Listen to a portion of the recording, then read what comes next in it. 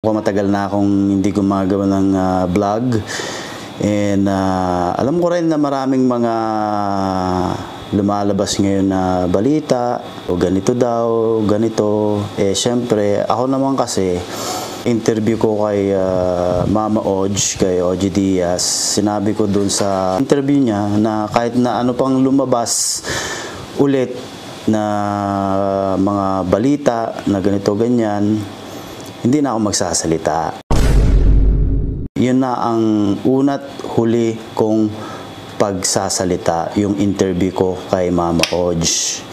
Dami na ng aking mga naririnig, pati yung mga pamilya ko, nadadamay na sila. Nakakaalam lang ng mga katotohanan ay yung mga talagang nakakakilala sa amin ng personal. Ito, hindi mo po mapipigilan na makisawsaw ang mga taong wala namang kaalam-alam sa totoong nangyayari. Hindi na ako gagawa ng video, hindi na ako magsasalita, talagang tatahimik na lang ako, pero talagang hindi ko na po kaya. Kailangan ko pong magsalita aking mga nararamdaman ngayon sa bidyong ito. Yan, tayo lang naman dito. Yan ang ginagawa natin. Yan, habang kumakain tayo, nagkikwentuhan. Ayun na nga, nagkikwentuhan. Buti napapunta tayo dyan ng init-init ng ulo ko galing ang Amerika. Bakit? Napansin ko, balitaan ko na yung pamangking ko raw, yung pera niya ginagamit mo kung saan-saan. Magkano ba ngayon ang PlayStation? PlayStation, parang alam ko na 30k yata, mga 40, 50, mga ganon. Tapos magkano ang Xbox? Xbox, mahal din yun, mga 40, mga ganyan. Oo, tapos magkano yung mga bala? Siguro mga 20 or 100 bala ng Xbox at saka PlayStation. Mahal lang bala ng ganon kasi original. Tapos magkano yung sabihin mo na, brother, kapag magsha-shopping ka, gaano ka kadalas mag-shopping pag nasa Amerika ka? Aba, kung alam ko na marami yung pera, mag-aaraw-araw ako. Oo. Sabihin na natin, shopping almost once a week. Mariose. Tapos, i-include na natin, brother, yung dahil nga hindi marunong magluto yung kasama ng mga yung pamangkin mo. Di siyempre kailangan kong padalahan ng mga pagkain araw-araw. Sabihin na natin kung dito sa Pilipinas, Grab, doon naman sa Amerika, Uber. So halos araw-araw 'yon. Siguro nakakagastos ako araw-araw siguro mga kulang-kulang na sa isang buwan lang, ha? Isang buwan. Isang buwan lang siguro mga $400. Yung tinatanggap ng pamangkin mo, 700, hindi pa included yung pan-shopping. Hindi pa included yung mga pinapabili nilang anik-anik. Yung mga luho-luho. Luho-luho. Kaya kung minsan utol, akong namumulubi. Dahil yung pera ng pamangkin mo, kulang pa. Kaya ako pa nagdadagdag. Kasi nagtatanong ka eh. Hindi yun. Isunod-sunod mo naman eh. Yun lang naman na inaano ko. Pero at least nagkaroon ako na idea. Meron pang isa.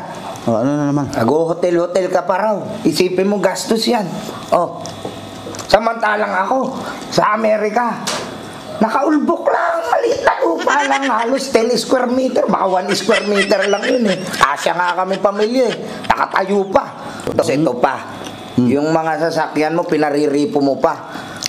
Napakayabang mo, akala mo, ang galing mo, mababayaran mo lahat yun. Iyon ang balita na pinaripo ko yung sasakyan. Tol, hindi naman totoo yun. Nasa akin yung mga sasakyan. Kinuha ko lang. Kinuha mo lang? Kasi siyempre, ako nagbabayad, hindi naman ako gumagamit.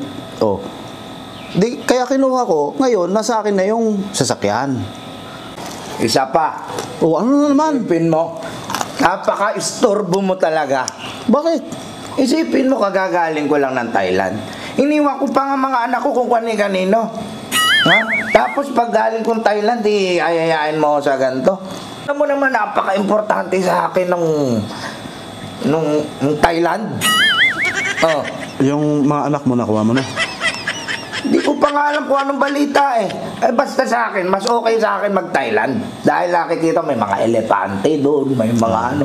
Kumbaga bago rin sa paningin ko. Galing ka pala ng Thailand? Oo. Tingnan mo nga, bumili nga ako mga golds doon, no? Oh, kita mo, kala mo, galing kay Ninong, no? Saan mo iniwan yung mga pamangkin ko?